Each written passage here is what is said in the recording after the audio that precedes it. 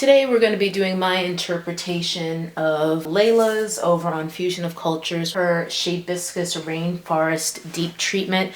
I've tried this concoction of hers a few times and I actually really love it. There aren't that many conditioners or recipes that I've tried that have actually made my hair noticeably softer or more moisturized than, you know, just a regular conditioner or whatever that I might just have lying around. But this one, my hair felt noticeably more moisturized and soft after I rinsed. So I've been using it and I really like it, but I have a few changes. In Laila's recipe, she starts off with 2 scoops of her conditioner. I found that I ended up running out of the mixture and had to make more in the middle of applying it to my hair before.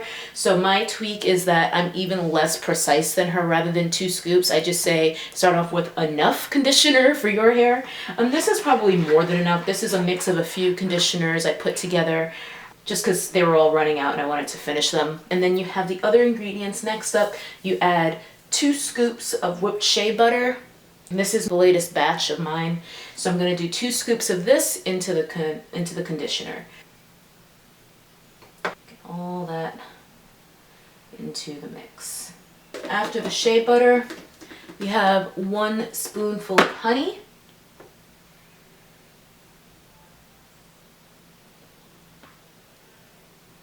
A tablespoon of peppermint oil is next. 1 tablespoon of castor oil.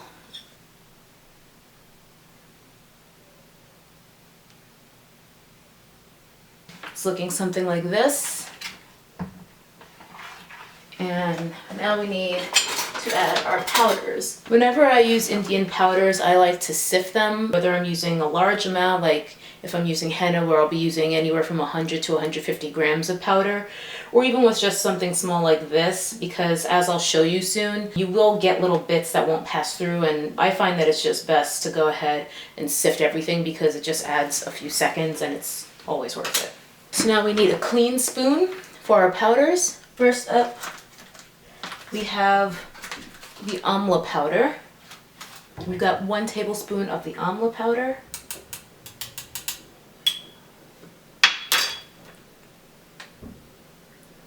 You can probably see that there are some little grains that didn't sift through. So then you can just take either your finger or the back of the spoon and push them through, and that'll help grind them through and complete the sift. So that's our amla. Here's another way that I've changed the recipe that Laila came up with. I actually, in addition to the amla, add bringraj powder. I don't know if I'm saying that right, but I always just say bringraj, sometimes called maca, M-A-K-A. And I use a tablespoon of that. And I like bringraj powder because a lot of the benefits that it's said to have are, it's basically considered a hair miracle herb.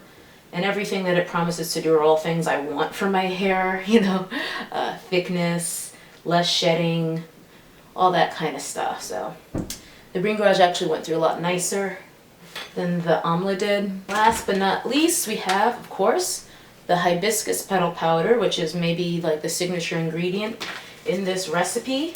And then just dump that in and sift. The hibiscus petal powder has quite a few chunks, and that's exactly why I sift. So now we have this lovely mix, and we're going to just stir.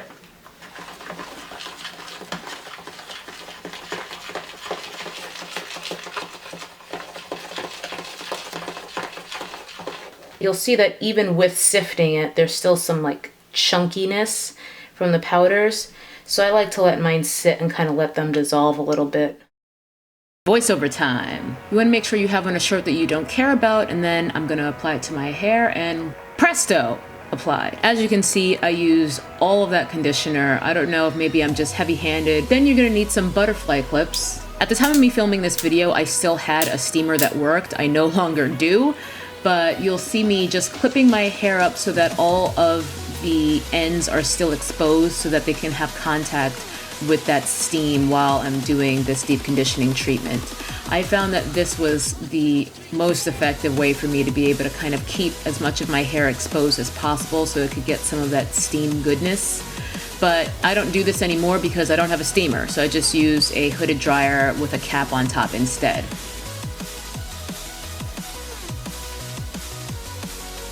And there you go.